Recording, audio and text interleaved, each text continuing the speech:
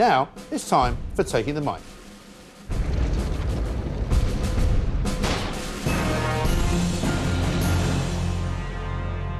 Beware the Ides of March. It officially falls on March the 15th, so last Friday actually, and it is traditionally the date in the Roman calendar that is associated with misfortune and doom.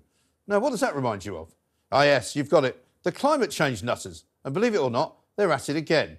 Not for them any good news this week, not for the eco-nuts, a recognition that people in this country and around the world have been shoehorned into life-changing practices and expenditure, all because they've told us we must deal with the climate emergency.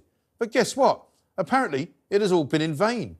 All those electric cars, the heat pumps, the low traffic neighbourhoods, the sustainable energy sources, the windmills, the low emission zones, and even the veganism, all worthless, pointless, and utterly clueless. The World Meteorological Society, yeah, I didn't know it existed either. Apparently, it's the United Nations agency which does for the Green Brigade what the World Health Organization does for disease, i.e. doesn't stop it spreading, has warned today that we must sound a red alert about global warming.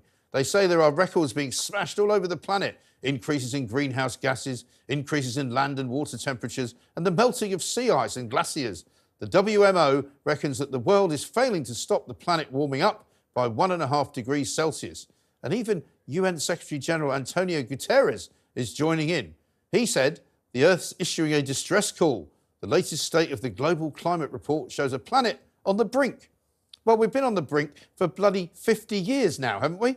Remember the greenhouse effect? Remember all those sprays that you couldn't use? So here we go again. The answer, of course, aside from more demands for us to spend more public money on yet more green policies, is to have, you guessed it, yet another climate conference. This one is in Denmark on Thursday and Friday, so look out for more private jets delivering climate experts and government ministers to Copenhagen. Meanwhile, back home, the Green Brigade here are at it as well. There's a thing called the Green Alliance, which is an eco-think tank and charity. They're accusing Rishi Sunak of leaving a sorry legacy of delays and cancellations when it comes to the net zero targets. They say we are simply not doing enough. Well, they would say that, wouldn't they?